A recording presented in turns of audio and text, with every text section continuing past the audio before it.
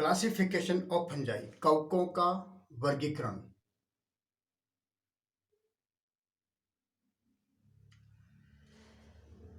कवकों का वर्गीकरण अलेक्जोपोलस तथा मिम्स ने 1979 में कवकों का वर्गीकरण प्रस्तुत किया था। इन्होंने सभी कवकों को किंगडम माइसिटी में रखा और उन्होंने माइसिटी जगत को 3 डिविजन्स, 8 सब डिविजन्स, 11 क्लास व एक फॉर्म क्लास में विभाजित किया। किंगडम माइसिटी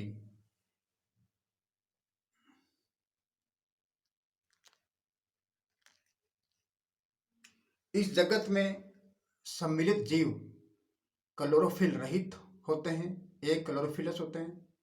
इनमें जीव द्रव्य प्राय कोशिका भित्ति से घिरा होता है तथा काइटिन नामक कार्बोहाइड्रेट्स से निर्मित कोशिका भित्ति पाई जाती है। किंगडम माइसिटी को 3 डिविजन्स में विभाजित किया है। पहला डिवीजन का नाम है जिम्नोमाइकोटा। जिम्नोमाइकोटा डिवीजन में सम्मिलित कवक फेगोट्रोफिक होते हैं और इनमें कोशिका भित्ति का अभाव होता है, यानी कोशिका भित्ति इनमें नहीं पाई जाती। It includes 2 sub division. इसमें 2 सब डिवीजन रखे गए हैं। पहला सब डिवीजन है एक्रेसियो जिम्नोमाइकोटिना। इस सब डिवीजन में केवल एक वर्ग एक्रेसियो माइसिटीज सम्मिलित किया गया है। एक्रेसियो माइसिटीज में फ्री लिविंग अमीबी नामक एसिमिलेटिव फेज पाई जाती है और यह जनन से ठीक पूर्व एग्रीगेट होकर के स्यूडोप्लाज्मोडियम नामक संरचना निर्मित करते हैं। एक्रेसियोमाइसिटीज के ये खास लक्षण है। दूसरा सब डिवीजन है प्लाज्मोडियोजिम्नोमाइकोटिना। इसमें 2 क्लासेस सम्मिलित की गई है। पहली क्लास का नाम है प्रोटोस्टीलियोमाइसिटीज और दूसरी क्लास का नाम है मिक्जोमाइसिटीज। मिक्जोमाइसिटीज में 7 प्रकार का प्लाज्मोडियम पाया जाता है, यानी ट्रू प्लाज्मोडियम पाया जाता है। ये फ्री लिविंग होते हैं और सेप्रोफिटिक होते हैं, यानी मर्तोपजीवी हैं। इसमें 2 उदाहरण दिए गए हैं, स्टिमोनाइटिस और फाइजेरम। डिवीजन सेकंड है मेस्टिगोमाइकोटिना। इनमें मोटाइल स्ट्रक्चर्स पाई जाती है, इसलिए इसका नामकरण मेस्टिगोमाइकोटिना के तौर पे किया गया है। यदि मोटाइल स्ट्रक्चर नहीं पाई जाती तब हम डिवीजन थर्ड कहते हैं एमेस्टिगोमाइकोटिना। मेस्टिगोमाइकोटिना क्योंकि इनमें चल संरचनाएं पाई जाती है और इनमें पोषण एब्जॉर्प्टिव प्रकार का होता है। जैसे कि पूर्व के डिवीजन में हमने देखा कि पोषण फेगोट्रोफिक प्रकार का था और कोशिका भित्ति अनुपस्थित थी। यहाँ पे कोशिका भित्ति हैं, उपस्थित हैं, लेकिन यहाँ पर चल संरचनाएं भी पाई जाती है और इनमें पोषण फेगोट्रोपिक न होकर के एब्जॉर्प्टिव प्रकार का पोषण होता है। इसमें 2 सब डिवीजन सम्मिलित किए गए हैं। पहला सब डिवीजन का नाम है हेप्लोमेस्टिगोमाइकोटिना। इसमें 3 क्लास रखी गई है। पहली जो क्लास है उसका नाम है काइट्रिडियोमाइसिटीज। ये एक्वेटिक फंगस हैं। काइट्रिडियोमाइसिटीज, हाइपोकाइट्रिडियोमाइसिटीज और प्लाज्मोडियोफोरोमाइसिटीज। इनमें जो फ्लेजिला है, इनमें मोटाइल स्ट्रक्चर जूस्पोर्स मोटाइल होते हैं और इनमें फ्लेजिलम नामक संरचनाएं पाई जाती है और इनका जो व्यवस्थित क्रम है वो अलग अलग प्रकार से होता है, इसलिए इनको अलग अलग क्लास में रखा गया है। जैसे कि काइटिडियोमाइसिटीज की जो मोटाइल सेल्स होती है, जो चल संरचनाएं होती है, उसमें एक ही फ्लेजिलम पाया जाता है और वह फ्लेजिलम मोटाइल सेल के पीछे की ओर लगी रहती है, पीछे की साइड लगी रहती है और वह फ्लेजिलम विप्लेश प्रकार की होती है। जबकि हाइपोकाइटिडियोमाइसिटीज में जो चल संरचनाएं होती है उसमें भी एक ही फ्लेजिलम होता है, लेकिन वह चल संरचना के आगे की ओर लगा रहता है, आगे की ओर निवेशित रहता है और यह फ्लेजिलम टिन सेल प्रकार का होता है। प्लाज्मोडियोफोरोमाइसिटीज में जो फ्लेजिला होते हैं वो आगे की ओर निवेशित रहते हैं, लेकिन उनका जो लेंथ है वह अनइक्वल लेंथ में होता है। इसका एग्जाम्पल है प्लाज्मोडियोफोरा। तो ये 3 क्लास हो गई हेप्लोमेस्टिगोमाइकोटिना की। दूसरा जो सब डिवीजन है उसका नाम है डिप्लोमेस्टिगोमाइकोटिना। इस उप डिवीजन में केवल एक ही वर्ग रखा गया है उस वर्ग का नाम है ओमाइसीटीज। ओमाइसीटीज जो वर्ग है, ओमाइसीटीज, इनमें माइसिलियम वेल डेवलप्ड होता है। इनका जो माइसिलियम है, कवक जाल जो है वह सुविकसित होता है और मल्टी न्यूक्लियट है। इनमें मोटाइल सेल्स पाई जाती है और मोटाइल सेल जो है बाइफ्लैजिलर, द्विकशाभिकी होती है। पहले तो हमने एक ही कशाभिका की बात की थी, अब इसमें द्विकशाभिकीय सेल पाई जाती है और ये कशाभिकाएं जो है लेटरल साइड से निकलती है, लेटरल साइड से निवेशित रहती है। इसमें एक फ्लैजिलम विप्लेश प्रकार का होता है और दूसरा फ्लैजिलम टिंसेल प्रकार का होता है। इसमें जो एग्जाम्पल दिए गए हैं, इसमें फाइटोपथोरा, पीथियम, एल्बुगो, अस्क्लेरोस्पोरा, सेप्रोलेग्निया। फाइटोपथोरा से लेट ब्लाइट और पोटैटो डिजीज कोज होती है और एल्बुगो से व्हाइट रस्ट, जिसे हम कहते हैं सफेद रोली, सरसों में सफेद रोली नामक रोग उत्पन्न होता है। अस्क्लेरोस्पोरा से बाजरे की फसल में हरी बाली नामक रोग उत्पन्न होता है। अस्क्लेरोस्पोरा, ग्रीन ईयर डिजीज और बाजरा और डाउनी मिल्ट्यू डिजीज भी इसे कहते हैं हम। सेप्रोलेग्निया है और पीथियम, इनके द्वारा जो उत्पन्न रोग है वो हमारे पाठ्यक्रम में समझ नहीं है। तो ये जो फाइटोपथोरा है, एल्बुगो है, अस्क्लेरोस्पोरा, ये पाठ्यक्रम में भी एक मेंबर के तौर पे इसका पूरा लाइफ साइकिल का डिस्क्रिप्शन हमारे सिलेबस में सम्मिलित हैं। और इसी प्रकार प्लांट पैथोलॉजी में इनके रोगों के लक्षण भी सिलेबस में सम्मिलित किया गया है। तीसरा डिवीजन जो है वो है एमेस्टिगोमाइकोटा। एमेस्टिगोमाइकोटा, जैसे इनका नामकरण जो किया गया है, ए मतलब अनुपस्थित, जल संरचनाएं इनमें नहीं पाई जाती, इसलिए इसका नाम एमेस्टिगोमाइकोटा रखा गया है। इनमें पोषण पूर्व का जो सब डिवीजन है वैसा ही होता है, अवशोषी होता है, लेकिन इसमें एक अंतर है कि इनमें जल संरचनाओं का अभाव होता है, यानी मोटाइल स्ट्रक्चर्स, इसमें किसी भी प्रकार का कोई फ्लैजिलम या फ्लैजिला नहीं पाए जाते हैं। इसमें एमेस्टिगोमाइकोटा में पहला जो सब डिवीजन है उसका नाम है जाइगोमाइकोटेना। इस उप डिवीजन को दो वर्गों में बांटा गया है। पहला जो वर्ग है वो है जाइगोमाइसीटीज। जाइगोमाइसीटीज क्लास जो है, इसमें म्यूकर, राइजोपस और पाइलोबोलस ये कवक रखे गए हैं। जाइगोमाइसीटीज जो क्लास है ये पैरासिटिक प्रकार के भी हो सकते हैं या सेप्रोफिटिक प्रकार के भी हो सकते हैं। इनमें भी माइसिलियम वेल डेवलप्ड यानी सुविकसित प्रकार का होता है और मल्टी न्यूक्लियट होता है। और इनमें म्यूकर, राइजोपस, पाइलोबोलस इनके उदाहरण हैं। म्यूकर को हम पिन मोल्ड कहते हैं, राइजोपस को ब्रेड मोल्ड कहते हैं, पाइलोबोलस को हेड थ्रोवर कहते हैं। दूसरी जो क्लास है उसका नाम है ट्राइकोमाइसीटीज। ट्राइकोमाइसीटीज जो हैं ये आर्थ्रोपोडा के जो मेंबर्स हैं, आर्थ्रोपोड्स, उनकी जो एलिमेंट्री कैनाल है वहाँ ये सिम्बायोटिक के फॉर्म में ये सर्वाइव करते हैं, रहते हैं, सिम्बायोटिक के फॉर्म में रहते हैं, live in gut of arthropods. इसका एक जाना पहचाना एग्जाम्पल है स्मीटियम ट्राइकोमाइसीटीज। तो ट्राइकोमाइसीटीज का जो माइसिलियम है वो सिंपल या ब्रांच्ड मल्टीन्यूक्लियट प्रकार का होता है। ये पैरासिटिक भी हो सकते हैं या सिम्बायोटिक के फॉर्म में आर्थ्रोपोड के एलिमेंट्री कैनाल में पाए जाते हैं। दूसरा जो सब डिवीजन है वो है एस्कोमाइकोटिना। इस सब डिवीजन के सभी सदस्य एक ही वर्ग में रखे गए हैं और उस वर्ग का नाम है एस्कोमाइसीटीज। एस्कोमाइसीटीज में एक सेक्सुअल रिप्रोडक्शन यानी सेक्सुअल स्ट्रक्चर्स, एस्कोस्पोर्स पाई जाती है, इसलिए इसका नाम रखा गया है एस्कोमाइसीटीज। एस्कोमाइसीटीज में जो एस्कोस्पोर्स हैं वो एस्कस, एक विशिष्ट प्रकार की संरचना है, सेक लाइक एक विशिष्ट प्रकार की संरचना जिसे एस्कस कहते हैं, उस एस्कस के अंदर ये एस्कोस्पोर्स का निर्माण होता है। इसलिए एस्कोस्पोर्स को हम एंडोजीनस कहते हैं, क्योंकि ये एस्कस के अंदर निर्मित होते हैं, इसलिए एंडोजीनस प्रकार के ये स्पोर्स हैं, एस्कोस्पोर्स। और इसी से इस वर्ग का नामकरण एस्कोमाइसीटीज रखा गया है। एस्कोमाइसीटीज के अंतर्गत कई सारे कवक हैं, जैसे सैकरोमाइसीज, इसका जो कॉमन नेम है वो ईस्ट है। एस्परजिलस, इसे हम weed of laboratory, commonly weed of laboratory कहते हैं। पेनिसिलियम तो एक सबसे पहली जो एंटीबायोटिक है, इस पेनिसिलिन से ही हमें प्राप्त हुई, उसका नाम फर्स्ट एंटीबायोटिक जो है वो है penicillin. Penicillin is extracted from penicillium by sir Alexander Fleming. तो फर्स्ट एंटीबायोटिक है जो कि हमें पेनिसिलियम से प्राप्त हुई, पेनिसिलिन। और वर्ल्ड वार में भी ये काफ़ी जो है एक एंटीबायोटिक के रूप में इसकी भूमिका अदा हुई। ईरिसाइफी से जो गेहूं हैं, गेहूं की फसलों में रोग उत्पन्न होता है, उसका नाम है पाउडरी मिल्ड्यू डिजीज, ईरिसाइफी से कोज होता है। फिलेक्टीनिया, क्लेविसेप्स, क्लेविसेप्स को हम अर्गट फंगस कहते हैं, अर्गट फंगस, इसके द्वारा अर्गट डिजीज कोज होती है। और अर्गट का एक मेडिसिनल प्रॉपर्टी भी है।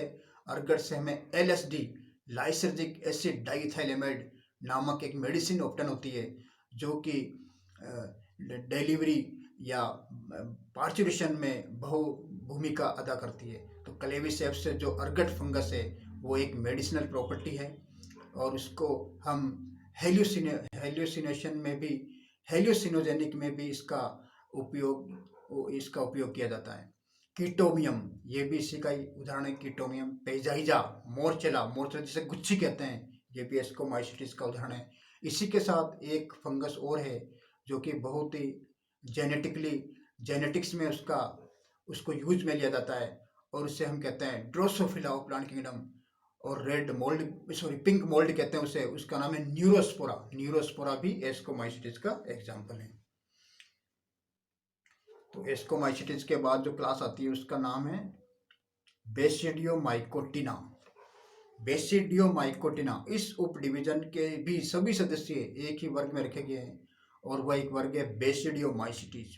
बेसिडियोमाइसिटिस के अंतर्गत अस्टिलेगो, पक्सिनिया, अगेरिकस ये कवक रखे गए हैं, और तीनों ही पाठ्यक्रम में सम्मिलित है, अस्टिलेगो, पक्सिनिया और अगेरिकस।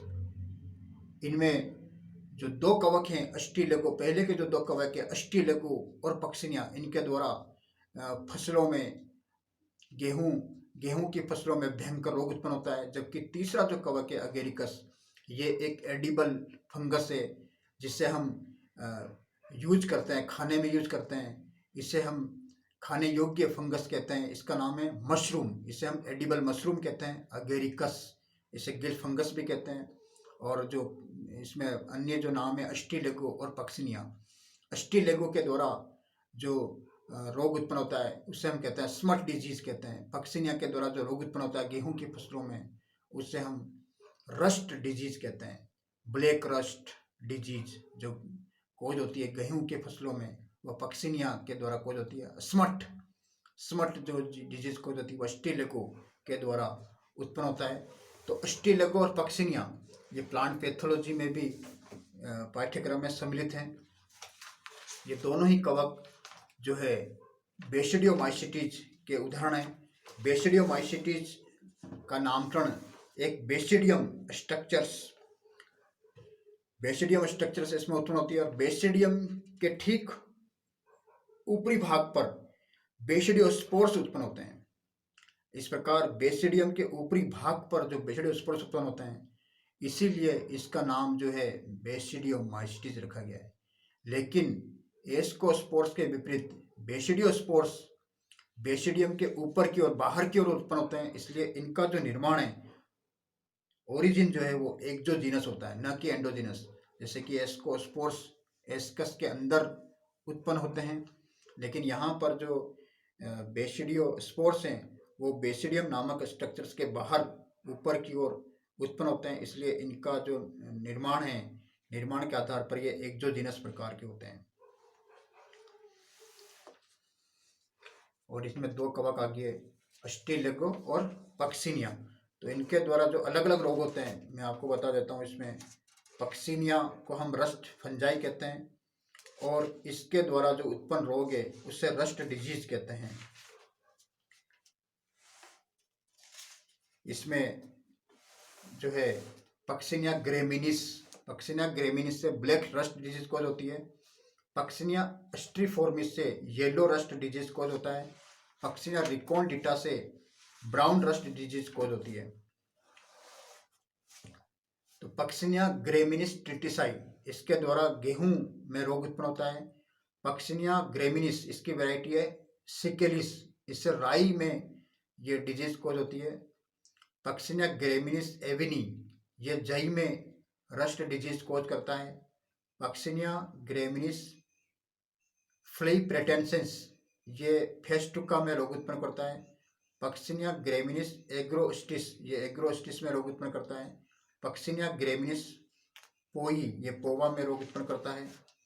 इस प्रकार अलग अलग जो पक्सिनिया फंगस के जो अलग अलग वेराइटी वो अलग अलग फसलों में रोग उत्पन्न करते हैं। अगेरिकस, अगेरिकस वैसे तो मोस्टली जो मशरूम होती है वो पॉइजनस होती है, लेकिन ये अगेरिकस जो है ये एडिबल मशरूम है। इसे गिल फंगस कहते हैं हम, और इसे कुकुरमुत्ता भी कहते हैं, खुम्बी भी कहते हैं, ढींगरी भी कहते हैं। इसकी जो स्पीशीज है अगेरिकस बाइस्पोरस, एगेरिकस कैम्पेस्टिस, ये एडिबल जो है मशरूम है। और हिमाचल प्रदेश के सोलन में स्थित mushroom research institute and laboratory है, जहाँ पर खाद्य मशरूम उगाने की तकनीकों का ट्रेनिंग दिया जाता है। और यहाँ से जो है सभी को ट्रेनिंग के तौर पर एक बिजनेस के तौर पर इसको प्रोफेशनल कोर्स करवाया जाता है, ताकि मशरूम ज़्यादा से ज़्यादा पॉपुलेशन को मिले, क्योंकि ये एक कंप्लीट न्यूट्रिशन है मशरूम। ज़्यादातर मशरूम जो है टॉक्सिक होते हैं, उनको हम टोड स्टूल कहते हैं। उसमें है एक एग्जाम्पल है एमेनिटा, इन्हें टोड स्टूल कहते हैं। नेक्स्ट जो सब डिवीजन है वो है ड्यूटेरोमाइकोटिना। इसके सभी सदस्य एक ही फॉर्म क्लास में रखे गए, ड्यूटेरोमाइकोटिना। ड्यूटेरोमाइकोटिना में एक ही क्लास सम्मिलित किया गया, उसका नाम है ड्यूटेरोमाइसिटिस। ड्यूटेरोमाइसिटिस वर्ग में ऐसे कवक सम्मिलित किए गए हैं जिनकी केवल अलैंगिक अथवा इम्परफेक्ट अवस्था ही ज्ञात है, अर्थात इनमें सेक्सुअल रिप्रोडक्शन या तो उपस्थित नहीं होता है या इनकी खोज नहीं की गई है। तो इनमें ऐसे कवक सम्मिलित किए गए हैं जिनकी केवल अलैंगिक अथवा अपूर्ण अवस्था ही ज्ञात है, इसलिए यह वर्ग फंजाई इम्परफेक्टाई भी कहलाता है, अपूर्ण कवक भी कहलाता है। इनमें लैंगिक अवस्था, जिसे पूर्ण अवस्था भी कहते हैं, नहीं पाई जाती। इसी कारण इन कवकों में जायगोट यानी युग्मनज, एस्कस अथवा बेसिडियम का अभाव होता है। अतः इस वर्ग में उन जातियों को अस्थायी रूप से सम्मिलित किया गया है जिनमें अभी तक उपरोक्त लैंगिक अवस्थाएं जायगोट, एस्कस, बेसिडियम नहीं मिली है। इसी कारण ऐसे कवक को फाइकोमाइसिटीज, एस्कोमाइसिटीज अथवा बेसिडियोमाइसिटीज वर्गों में नहीं रखा जा सकता। इस वर्ग में लगभग 600 वंश 20,000 जातियां हैं। इनके कुछ लक्षण एस्कोमाइसिटीज व बेसिडियोमाइसिटीज वर्गों के सदस्यों से समानता दर्शाते हैं। ऐसी अनेक जातियां हैं जिनको पहले लैंगिक अथवा पूर्ण अवस्था ज्ञात न होने के कारण ड्यूटेरोमाइसिटीज वर्ग में रखा गया है, परंतु बाद में उनकी पूर्ण अवस्थाएं अथवा कृत्रिम कल्चर माध्यम में मिलने पर उन्हें उनके उपयुक्त वर्ग में स्थानांतरित कर दिया गया है। ड्यूटेरोमाइसिटीज वर्ग के कुछ लक्षण इस प्रकार हैं। इस वर्ग के सदस्य सेप्रोफाइट यानी मर्तोपजीवी होते हैं अथवा परजीवी हैं। परजीवी जातियों में पौधों में जैसे कि अर्ली ब्लाइट यहाँ पे दिया गया है, जैसे अल्टरनेरिया, सर्कोस्पोरा, कोलेटोट्राइकम, फ्यूजेरियम, ये सभी जो है फसलों में रोग उत्पन्न करते हैं। जैसे अल्टरनेरिया के द्वारा आलू में अगेती अंगमारी अर्ली ब्लाइट नामक रोग उत्पन्न होता है। अभी जैसा कि मैंने बताया था कि ओमाइसिटीज जो क्लास है उसमें phytophthora late blight disease potato में लेट ब्लाइट नामक रोग उत्पन्न करता है। इसके विपरीत अल्टरनेरिया अर्ली ब्लाइट यानी इसे हम कहते हैं अगेती अंगमारी, यानी आलू की फसल बोने के बाद जो प्रथम जो रोग उत्पन्न होता है उसे हम कहते हैं अर्ली ब्लाइट। और जब फसल हार्वेस्टिंग का समय हो गया उसके थोड़ा पहले जब रोग उत्पन्न होता है तो उसे हम कहते हैं लेट ब्लाइट। तो इस प्रकार फाइटोपथोरा और अल्टरनेरिया दोनों का जो होस्ट है वो सेम है। अल्टरनेरिया भी पोटैटो पे आक्रमण करता है और फाइटोपथोरा भी पोटैटो पर इन्फेक्शन कोज करता है, लेकिन दोनों का जो रोग है वो अलग अलग समय पर प्रकट होता है। यदि पहले प्रकट हो जाता है तो अल्टरनेरिया के द्वारा रोग उत्पन्न होता है, और यदि आलू की फसल में बाद में जो रोग उत्पन्न होता है तो उसे लेट ब्लाइट यानी फाइटोपथोरा के द्वारा उत्पन्न रोग है। इसी प्रकार ये जो ड्यूटेरोमाइसीट्स के जो सदस्य हैं, ये एथलीट फुट, मनुष्य में एथलीट फुट नामक रोग भी उत्पन्न करता है, और स्किन डिजीज, डैंड्रफ वगैरह भी इसी के द्वारा, पल्मोनरी इन्फेक्शन, फेफड़ों में जो इन्फेक्शन है वह भी इन्हीं के द्वारा उत्पन्न होता है। इनमें सर्कोस्पोरा है, सर्कोस्पोरा के द्वारा जो मूंगफली की जो फसल है उसमें टिक्का डिजीज रोग उत्पन्न होता है। और कोलेटोट्राइकम जो है गन्ने की फसलों में रेड रोट नामक रोग उत्पन्न करता है। फ्यूजेरियम के द्वारा विल्ट रोग उत्पन्न हो जाता है, क्योंकि फ्यूजेरियम का जो मेन साइट है पौधों में वो वेस्कुलर टिश्यूज है, वहाँ पे वेस्कुलर टिश्यूज में जो ग्रो करता है, इसलिए विल्टिंग नामक रोग हो जाता है, जाइलम ब्लॉक हो जाता है, और इसे हम कहते हैं विल्टिंग डिजीज फ्यूजेरियम के द्वारा। इनका माइसीलियम सुविकसित होता है, वेल डेवलप्ड होता है, शाखित होता है, पटयुक्त होता है, और पट छिद्रयुक्त होते हैं। माइसीलियम एंडोपैरासाइट भी होता है, एक्टोपैरासाइट भी होता है। इनमें केवल जनन अलैंगिक विधियों के द्वारा ही जनन होता है, जिनमें ओइडिया है, कोनिडियोफोर है, कोनिडियोफोर पर ही उत्पन्न होता है कोनिडिया। और अलग अलग जातियों में कोनिडिया का शेप अलग अलग होता है, जैसे किसी में जो है कोनिडिया पिक्निडियम नामक संरचना में बनते हैं, किसी में एसरबुलस में बनते हैं, किसी में स्पोरोडोकियम नामक संरचना में बनते हैं। तो इसमें जो एग्जाम्पल सम्मिलित किए गए ड्यूटेरोमाइसीट्स के, उनको हम फोम जीनस कहते हैं, रूप वंश कहते हैं। तो ये फोम जीनस, ये फोम क्लास है, ड्यूटेरोमाइसीट्स एक ही फोम क्लास है। जैसा कि शुरुआत में बताया था कि इसमें एक फोम क्लास है रखी गई है, ड्यूटेरोमाइकोटिनम एक फोम क्लास है, तो वो क्लास है ड्यूटेरोमाइसीट्स। तो ड्यूटेरोमाइसीट्स में जो फोम जीनस कहलाते हैं, जैसे foam genus Alternaria, foam genus Cercospora, foam genus Colletotrichum, foam genus fusarium. तो इस प्रकार ये जो क्लासिफिकेशन है, ये अलग अलग इसमें 3 जो है इसमें डिवीजन बताए गए हैं।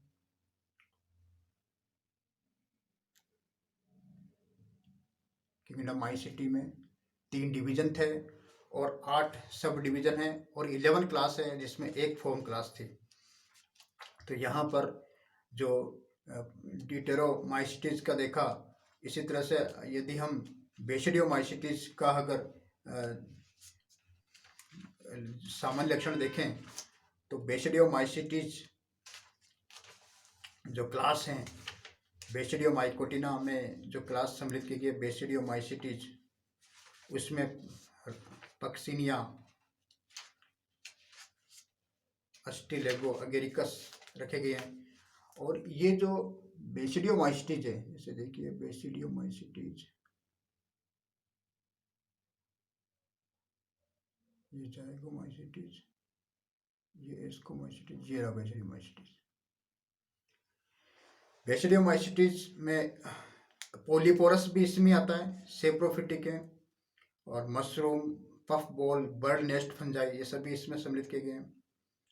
इसमें इनका जो माइसीलियम है वो वेल डेवलप्ड होता है, ब्रांच्ड होता है, सेप्टेड होता है। इनमें माइसीलियम 2 या 3 भिन्न अवस्थाओं में पाया जाता है। प्राइमरी माइसीलियम, ये बेसिडियोस्पोर के जर्मिनेशन से बनता है, और दूसरा जो माइसीलियम उसे कहते हैं सेकेंडरी माइसीलियम। ये प्राथमिक कवक जाल यानी प्राइमरी माइसीलियम की कोशिकाओं के द्विकेंद्रकी भवन से विकसित होता है। प्राथमिक कवक जाल की 2 कोशिकाओं का जो फ्यूजन, जब दोनों का फ्यूजन हो जाता है, तो दोनों कोशिकाओं के फ्यूजन से दोनों न्यूक्लियाई एक ही कोशिका में आ जाते हैं। तो इस प्रकार की अवस्था को हम कहते हैं सेकेंडरी माइसीलियम, यानी 2 केंद्र जो माइसीलियम बनता है उसे हम कहते हैं सेकेंडरी माइसीलियम, और इस घटना को कहते हैं द्विकेंद्रकी भवन। तीसरा प्रकार का जो माइसीलियम उसे कहते हैं टर्शियरी माइसीलियम। बेसिडियोमाइसीट्स वर्ग के अनेक सदस्यों में द्वितीयक जो माइसीलियम है वह संगठित होकर के एक विशेष प्रकार का बेसिडियोकार्प बनाता है, इसे हम कहते हैं टर्शियरी माइसीलियम। यह माइसीलियम भी द्वितीयक माइसीलियम की भांति उसी की तरह डाइकैरियोटिक यानी द्विकेंद्रकी होता है। इनमें कायिक जनन खंडन के द्वारा, मुकुलन के द्वारा होता है, और कुछ उच्च वंशों में अलैंगिक जनन का अभाव होता है। इनमें कोई विशेष प्रकार के सेक्स ऑर्गन नहीं पाए जाते, कोई जननांग नहीं पाए जाते हैं।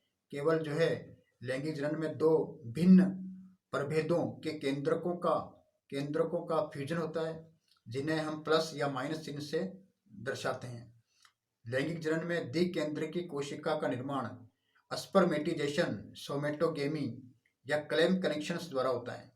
इस वर्ग के सदस्यों में कैरियोगेमी प्लाज्मोगेमी के तुरंत पश्चात नहीं होती। दो विभिन्न प्रभेदों के केंद्रकों का फ्यूजन बेसिडियम मदर सेल में होता है। इसके फलस्वरूप डिप्लॉइड सिनकैरियन बनता है। द्विगुणित प्रावस्था अल्पकालिक होती है। केंद्रक संलयन के तुरंत बाद अर्धसूत्रण होता है, जिसके फलस्वरूप बेसिडियम में 4 अगुणित बीजाणु बनते हैं। इन्हें बेसिडियोस्पोर्स कहते हैं, यानी बेसिडियम के ठीक शीर्ष के ऊपरी भाग में होते हैं। बेसिडियम के अंदर तो बेसिडियम के ठीक ऊपरी भाग में, इसलिए बेसिडियोस्पोर्स एक्सोजीनस होता है। बेसिडियोस्पोर्स का उद्गम ओरिजिन एक्सोजीनस होता है। बेसिडियोमाइसीटिस वर्ग के कवकों का फ्रूटिंग बॉडी बेसिडियोकार्प कहलाती है। इसका निर्माण केवल उच्च श्रेणी के कवकों जैसे अगेरिकस, अस्टेलेगोपक्सिनिया अगेरिकस, लाइकोपर्डोन, पॉलीपोरस आदि में होता है। इसी प्रकार हम एस्कोमाइसीटिस के भी सामान्य लक्षण देखें तो वो इस प्रकार से हैं। एस्कोमाइसीटिस के एस्कोमाइसीटिस में जैसा कि बताया था कि पेनिसिलियम और ये एस्परजिलस रखेंगे। एस्कोमाइसीटिस ये एस्कोमाइसीटिस जो इसमें जो सैकेरोमाइसिस है ये एक यूनिसेल्यूलर फंगस है। बाकी अन्य सभी कवक मल्टीसेल्यूलर होते हैं। इनके कोशिका भित्ति जैसा कि काइटिन की बनी होती है। इनमें जनन अलैंगिक भी होता है, लैंगिक प्रकार का भी होता है। और इनमें फ्रूटिंग बॉडी को हम एस्कोकार्प कहते हैं। फ्रूटिंग बॉडी को एस्कोकार्प कहते हैं। जो अलग अलग ये 4 प्रकार की होती है मुख्य रूप से। एपोथीसियम नामक फ्रूटिंग बॉडी पेजाइजा में पाई जाती है। पेरीथीसियम नामक फ्रूटिंग बॉडी क्लेविसेप्स में पाई जाती है। क्लिस्टोथीसियम नामक फ्रूटिंग बॉडी जो एक बिल्कुल क्लोज्ड होती है, ये इस प्रकार की फ्रूटिंग बॉडी फिलिक्टीरिया में पाई जाती है। एस्कोस्ट्रोमा इस प्रकार के जो फ्रूटिंग बॉडी है वह स्यूडो पेरेनिकाइमेटस संरचना है। इनमें एस्परजिलस को यूरेशियम भी कहते हैं। पेनिसिलियम, इरिसाइफी, क्लेविसेप्स, कीटोमियम ये इनमें पाए जाते हैं। नेक्स्ट जो जाइगोमाइकोटिना में क्लास है जाइगोमाइसीटीज। जाइगोमाइसीटीज में म्यूकर राइजोपस, इनके अधिकांश सदस्य मर्तोपजीवी होते हैं। और इनका जो माइसिलियम है वो सुविकसित होता है और मल्टी न्यूक्लियड होता है, यानी इनमें सेप्टा नहीं पाए जाते। माइसिलियम में सेप्टा नहीं पाए जाते हैं इसमें। तो इसमें म्यूकर राइजोपस और पाइलोबोलस आ गया। इस प्रकार कवकों का क्लासिफिकेशन हमने आज इसमें स्टडी किया था। आइंसवर्थ का क्लासिफिकेशन है और इसको इसी तरह से याद रखना है।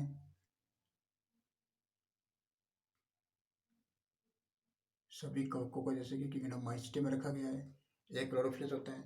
तो यहाँ पे हमको ये याद रखना है किंगडम माइसिटी को 3 डिविजन्स, 8 सब डिविजन्स, 11 क्लास व 1 फॉर्म क्लास में विभाजित किया है।